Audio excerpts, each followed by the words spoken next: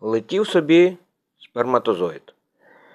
І довбанувся в яйцеклітку, і народився дебілоїд, як моль, як кончена сусідка. У Собчака сосав піпірку, в Берліні з Меркель щось бувало, але підставив вчасну дірку. І Єльцин в Кремлі його запхало. Тепер ця сука ленінградська в чужий вліз дім. І там вбиває.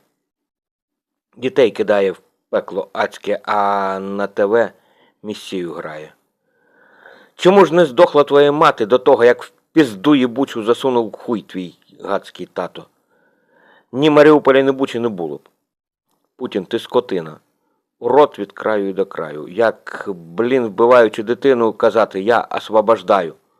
Висіти будеш на гілляці. На нашій червоній калині.